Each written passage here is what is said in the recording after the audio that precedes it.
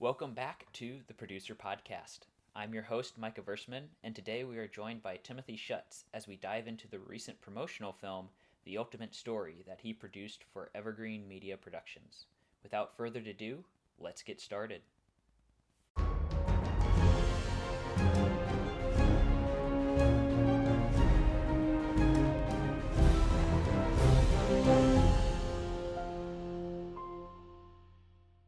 Welcome to the show, Tim. Thanks for having me. First, let me say I was really impressed with how the end product for that came out. Like, I'd heard a lot about it from a lot of people, so I was like, is this going to be one of those overhyped type things? But it was definitely worth all the hype. Yeah, well, we're glad to hear that it started out as a concept. I guess it was about 3 months ago from when we were recording this.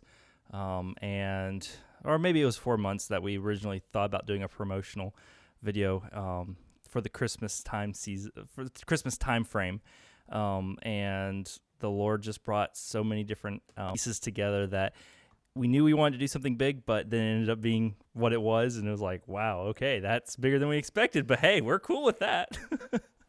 Yeah, that's usually how it goes. Maybe to start, for people that aren't familiar with you, just like briefly kind of describe your journey in film. Yeah, so I didn't have like a specific moment in time that I knew I wanted to become a filmmaker. It really started out because my older brother Jonathan was interested in film, and that, following in his footsteps with a lot of things in life, I naturally drifted in that direction, but then found that I love working in it myself, on my own. We started out, I feel like every young filmmaker says it's like, yeah, I started out with, my backyard making home movies. And that was, we didn't do a whole lot in our backyard. We did it at my cousin's and my grandfather's house. And so that was probably back in 2007 that we started really dabbling with making our own content. And then it wasn't until about 2010 that we started making content for other people outside of just us for fun. We were part of a ministry called Royal Rangers, and we have a yearly statewide camp out, and we wanted to do a recap video, and that started our journey into really learning filmmaking because we wanted to produce something that was good. And so while the content wasn't planned, it really taught us a lot about editing, about music, about licensing.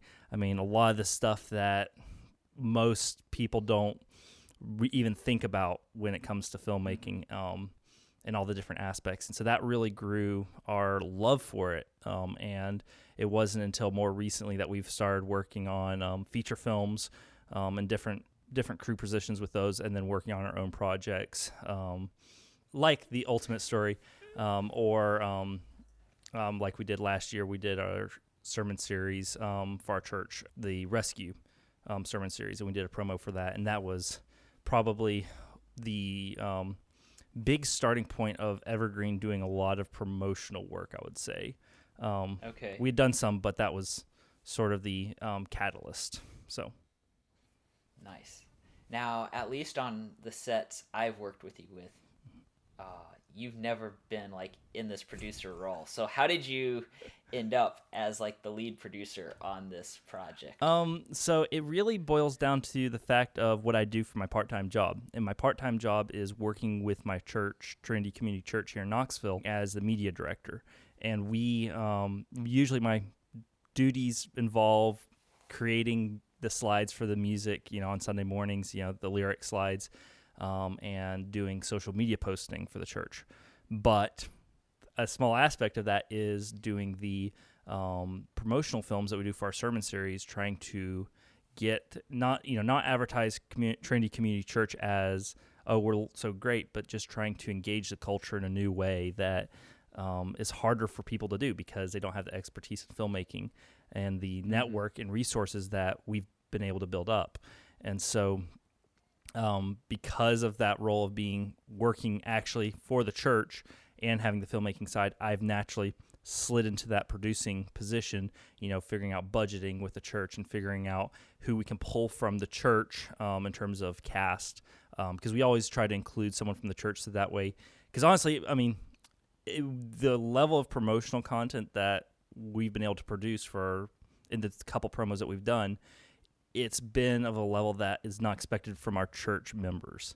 And so if we haven't had the people that are going to the church in it, they wouldn't even know that it was done by our church. They would just think we bought the video from someone.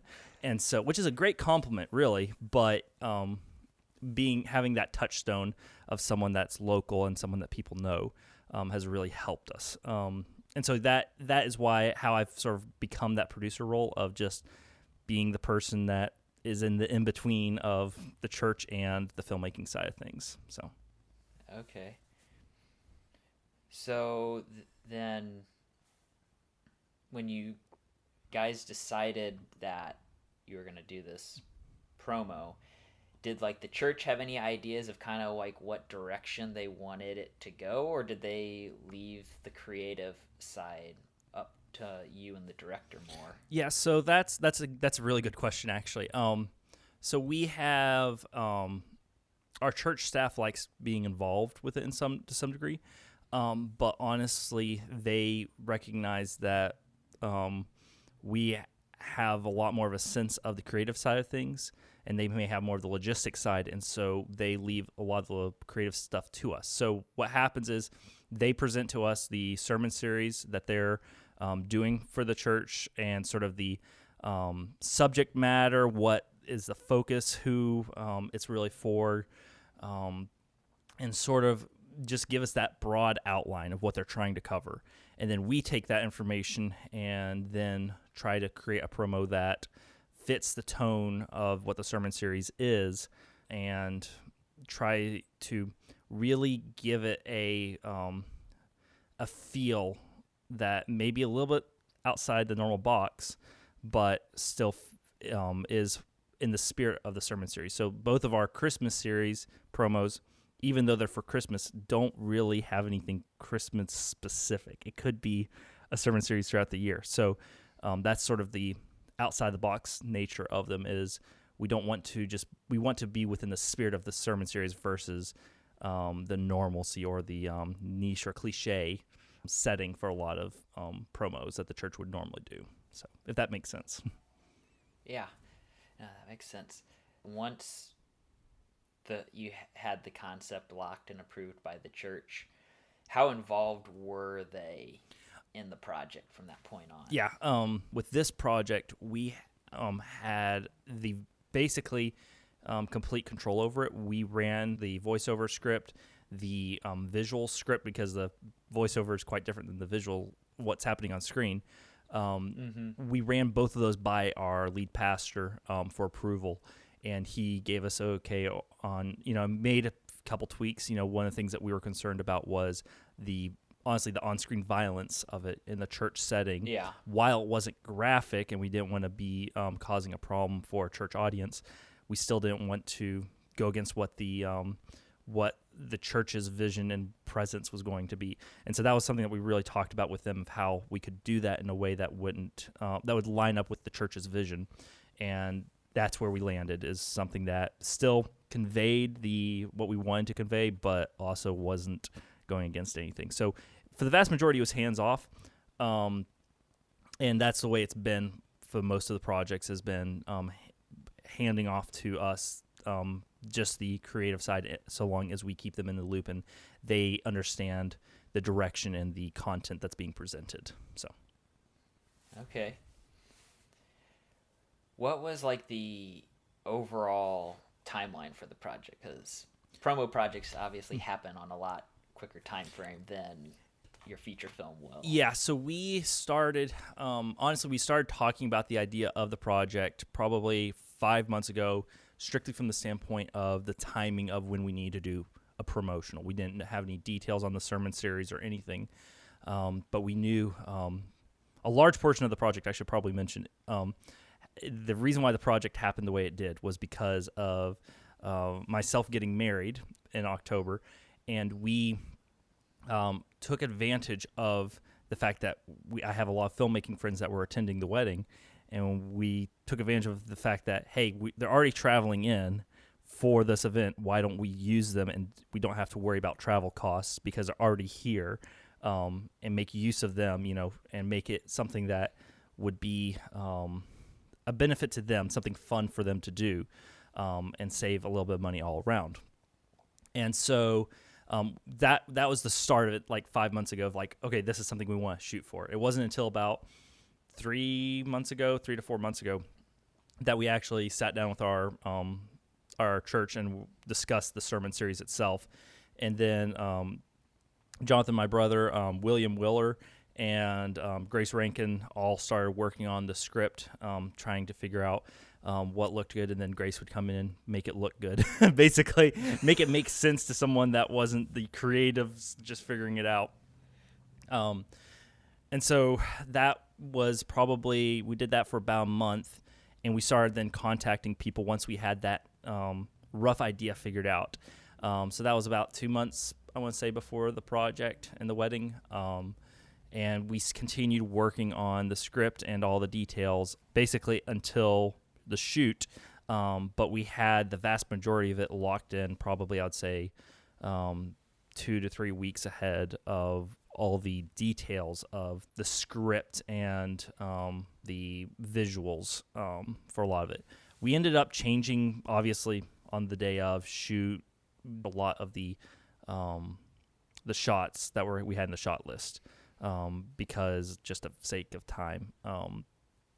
But for the vast majority, what we put down on paper is what ended up on screen, which is a huge, like, oh, thank you, Lord, that actually came out. And the way we planned it, we did have to fix a lot of it in post. But always a good thing. Yeah. So that's most of the rough timeline. We had, we were able to get our actors. We had a few actors that we got way in advance, and then some that were maybe week to 2 weeks before, but we didn't have any other than maybe one very last minute, is someone going to be able to come or not, are they sick or not, issue. The vast majority of that was figured out well in advance, and that's not really my doing, honestly. That was Jonathan did a lot of the work on contacting people, but I helped make sure that everything was going to work logistically with lodging and stuff, because that was a little bit of a headache trying to figure out where to put up. We had, I want to say 20 people is what we ended up with on crew. We had 35 or 36 people in total with the project, including cast. And so trying to figure out lodging, some of those were local, but we had most of everyone was traveling from out of town. So figuring out lodging was a huge issue because of the budget that we were working with. So figuring out all those details happened, thankfully, fairly in advance. That come the actual shoot, a lot of that was not, I didn't have to do anything with that, I guess is the best way to put it. So, Okay. Since you brought it up, like, what did you end up figuring out for lodging? Because that can sometimes be the hardest part of any shoot. Yeah. So we had a little bit of a unique situation. First off, we housed basically all the guys, the unmarried guys, at my family's house, where we actually shot 3/4 of the promo. The medieval sections, the World War II sections were all shot on my property, which saved us with locations a lot. And then also, just as a tidbit, the modern contractor stuff was shot at our church. So we didn't have to pay anything for locations whatsoever, which was a huge cost savings. But then the second place that we figured out for lodging, we were originally looking at Airbnb, because we have one that's really close to my house, but turns out it was close to $800, which was a good deal in some ways, but at the same time, it was just outside of our budget. So we found, we had some friends, church friends, who have a couple houses that they sometimes loan out for ministry use. So if there's a missionary coming in from out of town or stuff like that, they loan it to us. And so they were very gracious and loaned us the use of their cabin for the shoot. And so we housed people for 4 days from start to finish, check in on Friday, so to speak, and then check out on Monday. And so it was a very low impact on them, and because they're basically booked constantly because they're trying to be so gracious to people in the area. that was how we were able to save the costs there. And the great thing as well is their location is not that far from where we were filming stuff, either the church or my house. And so that made it easy. The commute for the crew that was staying there was a lot easier. So once you had the concept approved and everything, what was that process like of building out the team and figuring out what positions you needed? I guess like my first thought is, did you have separate units for like the separate time periods? Oh, that's a good question. So because of our budget and the time frame of really the shoot needed to be a 3-day shoot was what we found out. But because we didn't have the budget for a longer shoot, we had to do it in 2 days and with just the crew. We didn't have separate units. So basically with building out our team, we have everyone that was on the shoot was people that we wanted to work with or had worked with. Okay. And so it was very much a friend basis. There was only one person on crew that was not at the wedding. So that tells you basically the friend base that we were pulling from for it. So we knew a lot of the people that we had in mind. Nathan DP, our director of photography, we knew that we wanted him because we really enjoy his work. We pulled Grace because we had worked with her as scripty on several feature shoots. And just knew that she had done a great job. And we'd worked with her also on a short film here in Knoxville. And so it was mostly made up of people we just knew and wanted to work with because we like them. and we like their work. And so that's how we brought the team together. We built it on people that we trusted their work and really appreciated working with them previously. Okay. And what was... Because, you had a decent-sized crew, so how were you handling communicating between everybody during that pre-production phase? So we, again, I keep on going back to how the shoot was unique. Every shoot's unique, but the way in the terms of roles. This was very much a swing set, but if you ask the people who were on the shoot who have had to swing sets before, it was one of the best swing sets that they had been on not because of anything spectacular we had done, but because the people that we were working with were good at what they did, were willing to serve, and knew not to cross boundaries unless someone else needed help and they knew to ask. And so with that, the communication was a little bit different beforehand. So I would do a lot of the logistics, paperwork and stuff and drawing that up. And then Jonathan would communicate with them directly. And so he would communicate to department heads, get them going. So we had Jonick Petrie as our production designer. He did a lot of the looks and feeling for the wardrobe and stuff like that, getting the styles feel right. And Jonathan would give him mood boards and stuff like that. And then Jonathan and Jonick would communicate with Rebecca Peterson, who is doing our costumes and wardrobe. And then we also had Mackenzie Harris helping with some of that as well. And so it was very much in this terms of flow, standard set, but also at the same time, Mackenzie Harris was more of our makeup lead makeup artist. And she ended up doing some wardrobe stuff because she's really good at that. So that was an example of the swing aspect of when there was a need that could be filled and it was available, that is like, I'm not pulling from my workload, they would go help, making sure that they got everything done that they need to get done before they helped other people. And so that really contributed to the atmosphere on the set, as well as the pre-production side of things of making sure everything got done in time, that people were just willing to help wherever they could, basically. So in pre-production, did you have any... Because I've been on sets where they try to do like a full crew, Zoom meeting or something. Did you do anything like that? So previously, for previous shows, we have, but because of the nature of timing, no, we did not. It was individual communication with the departments and the people themselves. And part of that also was due to the fact that while we brought on a lot of the people in advance, we were basically working constantly during that time trying to figure out who's going to fill what position. So we originally had our first AD set, and he got an actual, a quote unquote actual paying job, one that was definitely better paying than anything we could do, which was totally great, and we were happy for him. But that sort of threw us into a little bit of okay, who are we going to get to AD the shoot, because we need to make sure we're moving because we've got a lot to shoot. And so that kind of thing that came up, those little things like do any shoot, just kept us from being able to have a solid crew call. And so that's something that we try to do, but we didn't do specifically for this shoot. So okay, for a moment, jumping away from the shoot, when you have done those in the past, like I guess one of the things that I've struggled with when I've done those is making the meeting feel like it's worth it for everybody to be there, you know, because sometimes I've been on ones and it's like nobody even talked hardly anything that mattered to me. How have you found to make sure when you do those types of meetings that people feel like you're valuing their time? Yeah, no, that's a great question. And honestly, I don't have the full answer to that. But one of the things that we usually try to do is a script read through.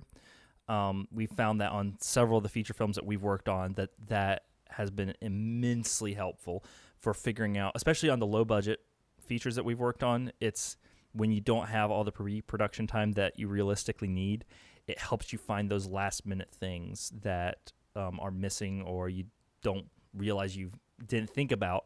And so basically having all the department heads walking through the script means that they're looking for everything and thinking about their aspect of what they need. And then they're hearing the communication with the other departments. When they forget something and they're remembering it on the call, then that lots of times sparks something that they need to do on their end. And so having just basically a script read through and including a crew introduction if that's needed is usually how we do it. The closest thing that we had to that was we shot the promo for 2 days, this promo over 2 days. So we had an extra day of pre-production on Friday. And so we had a crew meeting on Friday, basically where Jonathan explained the vision of the project fully to everyone sitting in the same room of, hey, we're doing this for the Lord. Yes, we're doing it for our church, but ultimately it's for the Lord, and we don't want this to be a bad experience, and we want the Lord to be honored in the making of the project, not just the final product. And so getting everyone on the same page during that crew meeting really helped.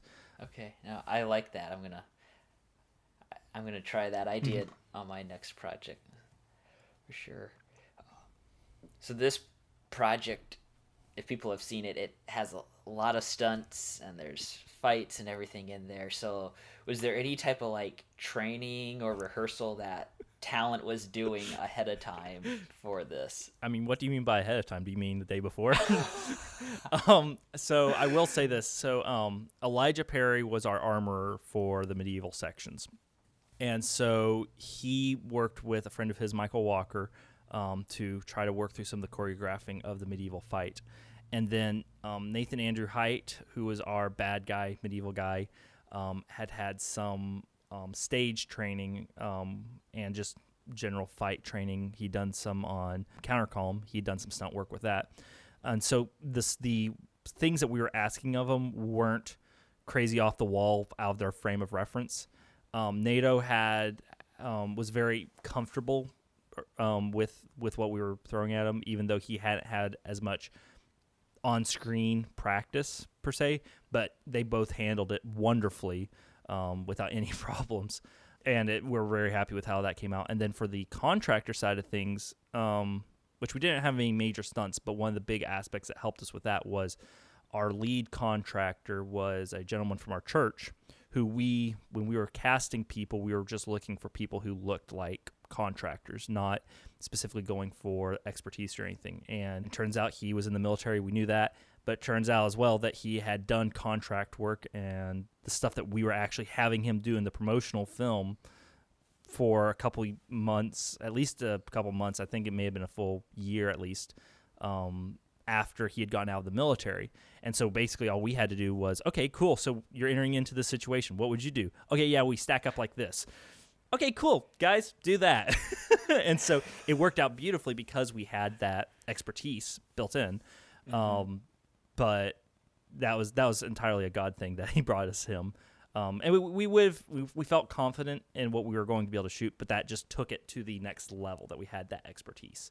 And then for the World War II stuff, there wasn't any major stunts. I mean, you could call the explosion a stunt in a sense, but we just had incredible people working on that side of things to make that happen. So, yeah. Speaking of the explosion, like, and I realize this usually falls at least on set more to like the first AD, but like, what type of prep for like safety precautions and that were you looking or doing in pre-production? That's an excellent question. We had never done anything of this scale before, especially with the pyrotechnics and such. And we wanted to make sure we had someone that we could trust first off. Out of the crew that we had picked, we need to pick someone that we knew that we could trust fully with taking good care and making sure it was safe. And so we had worked with Dan Cleghorn before on set and at the Christian Worldview Film Festival, and knew that we could fully trust him to figure out a safe way of doing it.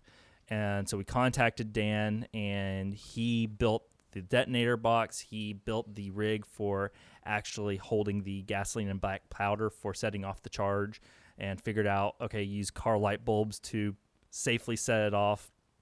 All these little details. And he ran tests himself.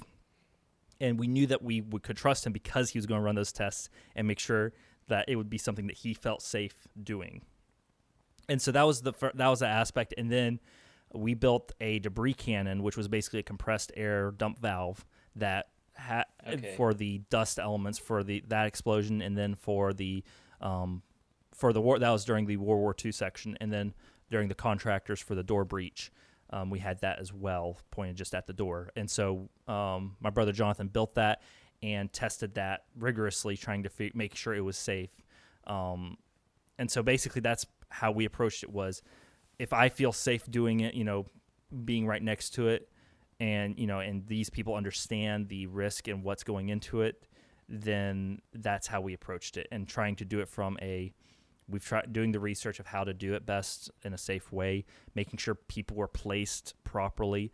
That was all things that we were taking into consideration before anyone stepped foot on set, to make sure that going into it we had a plan. We didn't have anyone certified or licensed to do the pyrotechnics, but like I said, we tried to do it in a safe, planned way versus just, oh yeah, Joe, I've got some gasoline in my truck. Here, let's throw that up there. Oh yeah, that makes a cool bang. It wasn't anything like that whatsoever. It was very planned and repeatable as well. Okay. So. That's good to hear. And the only thing I wish about the promo, of course, as someone who helped edit it, there are lots of things that bothered me, but one of the things that bothers me the most is that we weren't able to fully capture the height and impact of the explosion for the World War II section, because it was absolutely humongous. My parents were able to stand on our deck and look, and you couldn't see them filming in the woods, but then you could see the explosion clearly from the house. And it's like, that was something that didn't get conveyed, fully, just because it's hard to convey that lots of times. But the work that went into it, and all the stuff is practical in the film. The snow, the explosions. The only things that was CG was we did some snow adding for some shots where it was a little bit inconsistent between takes, just filling in basically. But that was only for like 2 shots, and then the muzzle flashes for our contractors while they were shooting. So I mean, the rest of it, the explosions and everything, was practical, and so that was a huge first time saver and budget saver. I'm not having to do VFX on that, but also added to the feeling of realism to the promo. Okay. So, since you did get married right before this, I'm assuming you probably weren't on set then for the shoot. Correct. I was not. I was actually like a proper producer, and I didn't show up to set basically at all. We popped in, but not. We didn't do anything on set. It wasn't. And frankly, we didn't do anything with the edit until after our honeymoon. Okay. And so, I mean, we would check in with the editors, our editing team, and just see how the edits were coming out, give suggestions here and there. But we did not have hands-on with anything until after that time period.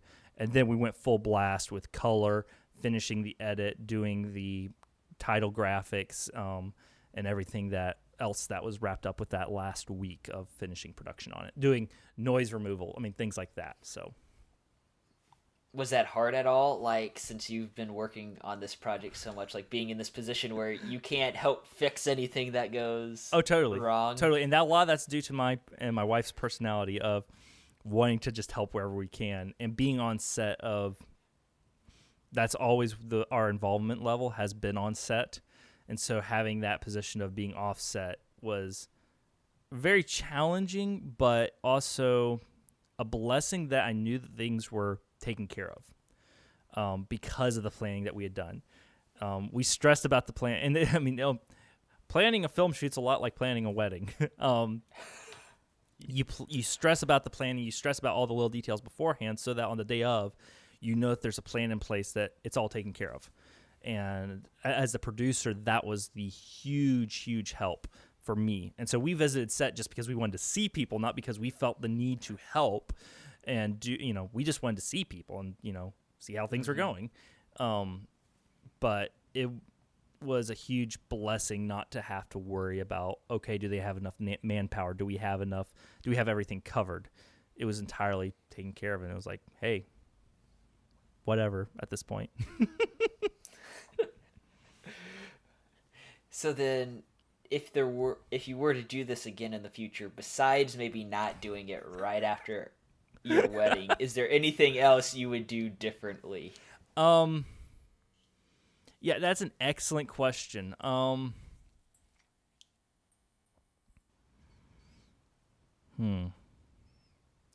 Probably what I would do is I would try to rework the budget in every way that I could to allow for a third day or even a half day of shooting.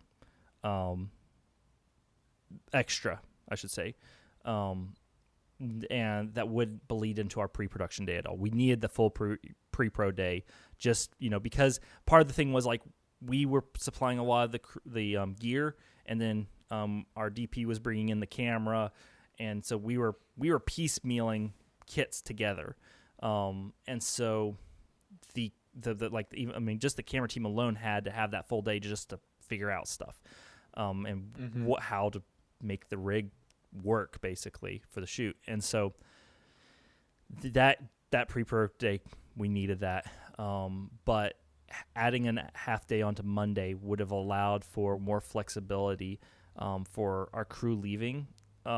We had a lot, actually, probably I would say at least a quarter, maybe a full third of our crew stayed all day Monday to just recover and rest, even though they were planning on traveling back, because Sunday night was such a long night.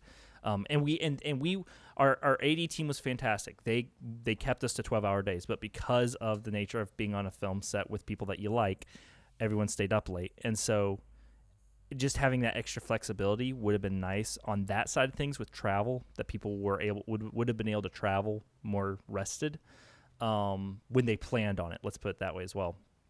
But also allowing more flexibility in the shoot itself, because that was the number one thing when we talked to the crew afterwards that they mentioned was the shoot was just too short. They got everything that was needed, but it just we had a lot of shots, like I mentioned earlier. We had a lot of shots that we had planned. We were going to have everything match cut from one time period to another for the introduction of each time period. And that didn't end up happening because we didn't have time to make the match cuts happen. Yeah. And so that was something that we ended up having to do more in editing, fixing to sort of get movement working, but it would have been better if we had more time. So that's the only thing, honestly, that I would have done majorly differently. Everything else, the Lord just really blessed us with having it work out very well. So. Okay.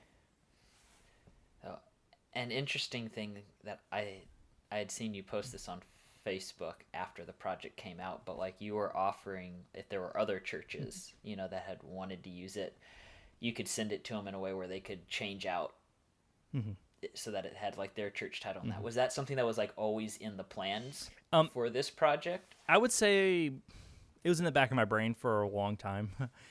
We are the nature of our church is we want to help other churches, which is not building up our church. It's just a specific thing that the Lord's called our church to do, of not necessarily planting other churches, but we just want to assist.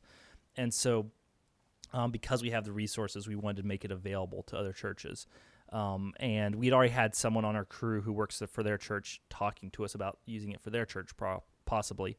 And so the Lord just laid it on our heart, and currently we're looking at the possibility.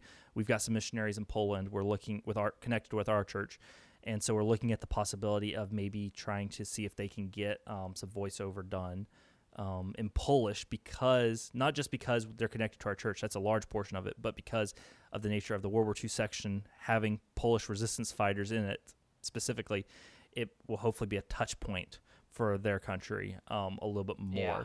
And just, that's the beauty of the promo, that we didn't specifically plan for it in this way, but again, it was one of those things that the Lord really blessed us with. Was there's nothing really identifying, there's no language barrier visually. It's just the voiceover, and the voiceover can be changed out easily. If you can get someone that can go from English to whatever language, it can be done. Yeah. And so that was a huge blessing that the Lord gave us that as an option. So we're going to see what the Lord does with it, see how far he takes that front of being able to provide it for other churches. But yeah, that's something that we're going to be continuing to do with future projects that come out from the church, of making it available that they can use it for their church. And, we're not giving them all the files, but if they want the rendered file and then change out the little details that are specific to our church, like our church title at the end, that's something that we're making available, basically. So, awesome. I'll definitely be interested to hear in the long term how that ends up going, because I think it's a great idea. Yeah. I have one more kind of wrap up question. Okay. For you. So, do you have any advice for other filmmakers out there who, like you, maybe don't normally fill the producer role, but are finding themselves producing a project? Yeah, so what's really helped me is working with people in different positions myself. So I've worked locations on feature sets. I've worked as best boy. I've worked in the camera department. I've worked as director of photography. I've worked, almost every department other than wardrobe and hair and makeup in some capacity. Sound included. And so it's one of those things that I have a understanding of what's needed to some degree from each department because of that experience. And so we're able to plan for what each department needs, time and budget-wise, a lot better and a lot more accurately, because we have that understanding, we have that broad base. And so I encourage anyone who's looking at producing to have an understanding of what each department needs before they even set foot on set, because it's such a disappointment on the sets that I've worked on where we've had bad producing, and it's usually caused because the producer doesn't know what is needed properly. And so they might see the fancy camera package and they go for that, when really production design is drowning and barely making things work. And so having a producer that understands where budget and time needs to be allotted just helps so much with the planning side and saves so much money in the long run. Even though you may give PD more money than what you might expect, in the long run, it will help the production quality overall and will help with the last minute things that come up, that they were able to properly do their jobs. And so just things like that are such a help of knowing when you're in the planning stages of any project, how to best do things efficiently. And so that's just my biggest piece of advice, is get experience by, working in the positions that maybe you're not interested in fully. Whenever the Lord opens up an opportunity, take it. And don't be so stuck up that you can't do something low. Be humble in the position, because I hate producing, honestly. I hate it. It's not what I want to do, but the Lord has put me in this position, and so I am being forced to be humble and to do it. And it's a great, character refinement opportunity for me, but it's an opportunity for me to grow and learn how best to serve a producer when I am not in that producer role. So everything is used for our learning and our growth, and so that's a huge part of it, is just being humble enough to be in that role. Yeah, that's really, really important. Really well said. So, yeah, thank you so much for coming on the show today and chatting. Well, thank you for having me. It was a pleasure. Until next time, make sure to subscribe to the Producer Podcast, and thanks for listening.